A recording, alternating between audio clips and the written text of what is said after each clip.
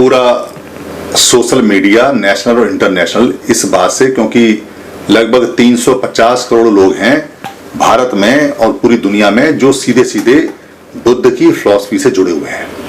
इसके अलावा जो यूरोप के अंदर या ऑस्ट्रेलिया के अंदर या अमेरिका के अंदर या लैटिन अमेरिका में या अरब कंट्रियों के कुछ जानकार लोगों में भी ये बात, और एशिया के तो सारे देश हैं ही, बुद्ध की हर एक बात भारत में जो भी घटना होती है उस पर उनकी आंख नाक कान लगे रहते हैं। वो लोग बहुत ज्यादा रिसर्च करते हैं क्योंकि उनके पास में संसाधन और पैसा है। भारत के लोग जो बुद्धिस्ट हैं, जो क्योंकि अशोक के समय तो ईरान से लेके और पूरे बर्मा तक सारे लोग यहाँ बुद्ध को जानने वाले और बुद्ध की फिलॉसफी थी। तब तक कोई इस्लाम तो था नहीं यहाँ और ना ही कोई ईसाई थे। ये तो पैदा भी बाद में हुए हैं क्योंकि मोहम्मद साहब का जो जन्म है वो 14 साल पहले का है, तो 1400 साल के बाद में जो भी घटना हुई है वो सब इस्लाम की पूरी दुनिया में, तभी लोग मुस्लिम बने हैं। और जो ईसा मसीह हैं उनका 2020 है, तो 2020 का मतलब है भगवान बुद्ध 2600 साल हैं। तो 2600 साल में भगवान बुद्ध के समय में कोई ईसाई भी नहीं था, क्राइस्ट भी नहीं था। तो भगवान बुद्ध की जो पद्धति है तो वो पूरी भारतीय है, यानी भारत की पद्धति है, ओरिजिनल मूल की पद्धति है, मूल निवासियों की पद्धति है। मूल निवासियों की पद्धति यहाँ कुछ गिनी चुनी पद्धति हैं जिनमें सिखिज्म भी आता है, जिनमें जैनिज्म भी आता है, जिनमें बुद्धिज्म भी आता है। ये गिनी चुनी ऐसी पद्धति हैं जो संतों पे आधारित रही हैं और जिनके आधार संत रहे हैं और संतों ने वो वाणी लगभग एक सी बताई है। सभी ने करुणा, शील, प्यार, भाईचारा, मैत्री बताया है और किसी संत ने भी कोई हथियार नहीं रखा अपने पास में और ना ही कभी आपस में संतों ने झगड़ा किया। तो ये भारतीय संत रहे हैं और भारतीय परंपरा रही है। इस भारतीय परंपरा में जो बुद्ध की परंपरा है वो सारी दुनिया में फैली। उसका कारण चाहे तो अशोक रहा हो या उनकी पद्धति में इतना दम है कि लोग उसको अडॉप्ट करते चले गए। दोनों बातें रही हैं क्योंकि उन तक पहुंचाने में अशोक का श्रेय रहा है और उनको सीखने में, जानने में इस बात में कि इसमें सच्चाई है और इसमें कुछ है, तो वो मेंटेन रही।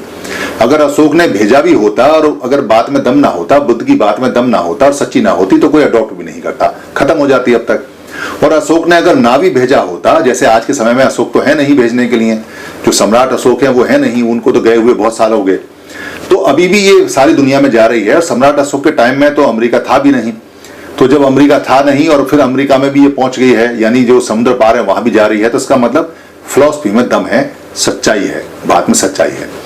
सम्राट अशोक ने 84,000 चैत्य, स्तूप, शिला खंड, किताबें और धम्मलिपि में जिन्हें क्या क्या लिखवाया, सारा धम्म लिखवाया। जो अधम्मिक लोग थे उन्होंने उनको तोड़ा, मारा, काटा, पीटा, मगर अधम्मिक लोगों का भी मानसिक रूप से पतन हो गया और वो पाप के गर्त में फंस गए।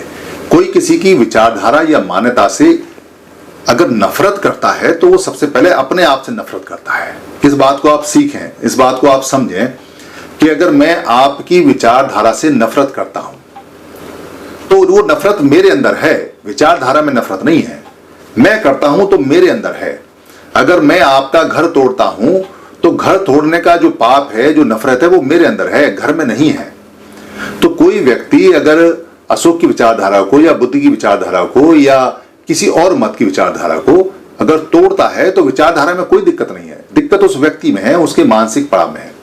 भगवान बुद्ध ने तो कभी जीवन में किसी का बुरा किया नहीं और दुनिया का कोई आदमी ये कह नहीं सकता कि वो परफेक्ट नहीं है। एक कमी नहीं है उनकी पूरी लाइफ हिस्ट्री में, एक सिंगल कमी नहीं है।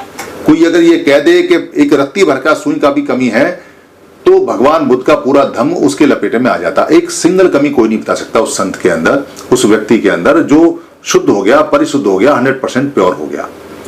फिर भी लोग अगर उससे डरते हैं, लोग उससे परेशान रहते हैं, अगर उसके आल्यों को, उसके शिवालयों को, उसके जो भवन हैं या जो उसके मंदिर हैं या जो उसके विहार हैं या जो उसके आराम हैं, उनसे अगर डरते हैं, ईंट पत्थरों से डरते हैं, उसकी फिलॉसफी से डरते हैं, तो बेसिकली बुद्ध का तो कुछ डरने वाला है नहीं। वो अपने पाप कर्मों से डरते हैं। उनके अंदर इतने पाप कर्म हैं कि वो पाप कर्म अच्छाई को बर्दाश्त नहीं कर पाते और वो रात भर कांपते हैं और डरते हैं और सुबह को पत्थरों को जाके तोड़ आते हैं, पत्थरों से जाके अपना बैर निकाल आते हैं। तो उनका डर इतना ज्यादा है उस संत से जिस संत ने आज तक कभी एक चींटी न मारी हो और कभी को किसी को मारने के लिए कहा भी ना हो, जो करुणा का पूरा पूरा सागर रहा है। ये बात आप इस पर समझें।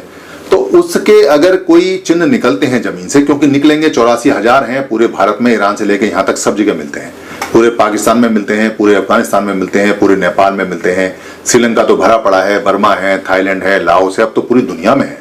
सब तरह में, यहाँ तक कि अफ्रीका के अंदर भी ब्लैक भिक्खु आ गए हैं, क्योंकि उनको ये अच्छा लगता है, सच्चाई से करुणा से वो सुख लेना चाहते हैं, सुख प्राप्त करना चाहते हैं। तो भारत के सारे लोग भी कभी बुद्धिस्ट थे, क्योंकि जब ईरान के थे, इराक के थे, नेपाल के थे, पाकिस्तान के थे, जो आज के समय में अलग अलग हैं, उस समय तो अशोक के समय वृद्ध भारत में एक ही हुआ करते थे। तो सारे लोग यहाँ, और कोई पद्धति थी भी नहीं, तो वही पद्धति वो अपनाते थे, तो सारे लोग वही थे। मगर किसी आदमी ने भी कभी ये दावा नहीं किया कि भाई सारे लोग बुद्धिस्ट हैं और सारे लोग बौद्ध को मानने वाले हैं। अब क्यों नहीं मानते? लोगों की मर्जी है, लोगों की चॉइस है, जो उनका अच्छा लगे करें। ये तो जीवन का एक तरीका है जो बुद्ध ने बताया है। जबरदस्ती तो कभी किसी को बुद्ध ने कोई फिलॉसफी सिखाई नहीं, और इसमें है भी क्या? आपको शुद्ध होना है, मेहनत करनी है, कोई आपको पैसा तो मिलना नहीं है, आपको संसाधन तो मिले नहीं है, आपको कोई राजपाट तो मिलना नहीं है, आपको सुख मिलेगा, चाहिए तो ले लो, नहीं ले लो कोई बात नहीं। इसलिए उन्होंने कोई इस तरह का प्रचार तंत्र भी नहीं बनाया जो मजबूरन या जबरदस्ती का या लठ के आधार पर या तलवार के आधार पर होता हो। एक उदाहरण नहीं है कि कभी अशोक ने तलवार उठा के ये कहा हो कि सारे लोग बुद्धिस्ट बन जाओ। एक उदाहरण नहीं है कि कभी अगर बिंबिसार ने या कभी अजातशत्रु ने या कभी प्रसन्नजीत ने ये कहा हो कि सारे लोग बुद्ध बन जाओ। वो मान्यताएं सबकी उस समय हेल्दी थी, जिसको जो मानना है वो चले। बहुत सारी मान्यताएं बुद्ध के समय भी थी। बुद्ध ने कभी किसी से ना झगड़ा किया, ना ही किसी संत को अपशब्द कहा, ना ही संतों में आपस में कोई लड़ाई हुई। बाद में उनके कारोबार बनाने के लिए, जैसा कारोबार में होता है कि संत के नाम का कारोबार बना लो और उसको चलाओ, और अपना संप्रदाय बढ़ाने के लिए और अपने सेवालय आलय बढ़ाने के लिए, ताकि वो व्यापार में बदल जाए, लोग प्रयास करते रहते हैं। इससे दुनिया का भला नहीं होने वाला, इससे दुनिया का कल्याण नहीं होने वाला। साकेत के अंदर जो साक्यों का खेत बोला जाता है, वहां जो शिलाएं निकली हैं और जो शिलाएं बुद्ध की हैं, वो पूरी दुनिया की निगाह में है। पूरी दुनिया उसको रिसर्च कर रही है, क्योंकि उनके पास में तो रिसर्च का संसाधन है, पैसा है, टेक्नोलॉजी है। वो तो सैटेलाइट से भी फोटो खींचते रहते हैं, कहाँ क्या निकल रहा है, कहाँ क्या नहीं। 1 मीटर का ही सैटेलाइट से फोटो खींच जाता है आज के समय में। और अब तो भारत में पॉल्यूशन भी नहीं है, तो हम कह सकते हैं कि अब तो 6 इंच का भी फोटो ले सकते हैं। सब लोगों की निगाह है, सब जानते हैं। तो भारत की खूबसूरती इस बात में है कि एक दूसरे के मत का सम्मान करें। अगर वहां बुद्ध का कुछ निकला है तो उसको पूरी दुनिया के सामने आना चाहिए। अगर वो दुनिया के सामने नहीं आएगा तो दुनिया को पता तो चल ही चुका है, दुनिया उसको देखी है।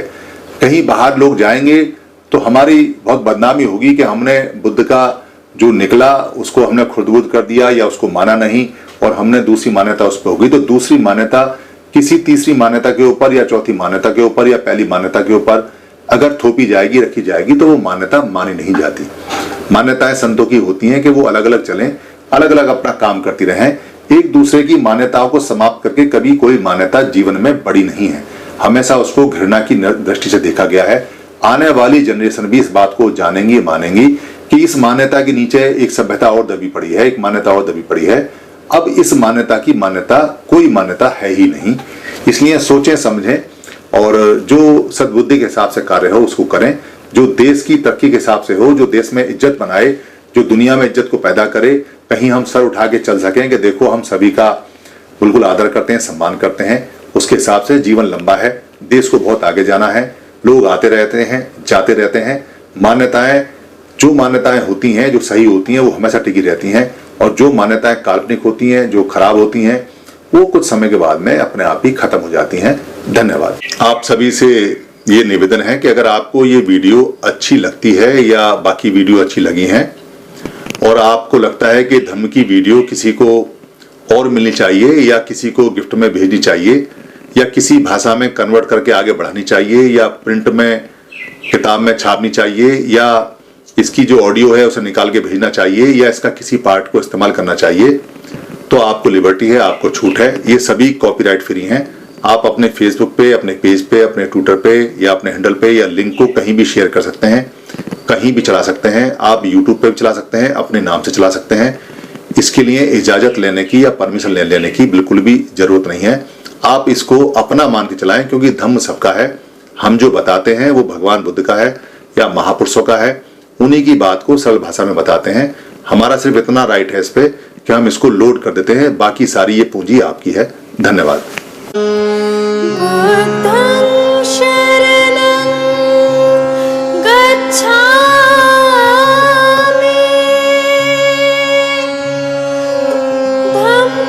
शरणं गच्छामि।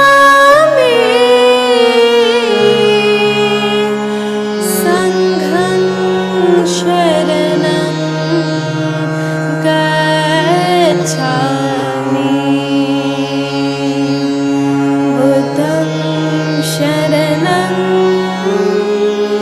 गच्छामि धम्मं शरणं गच्छामि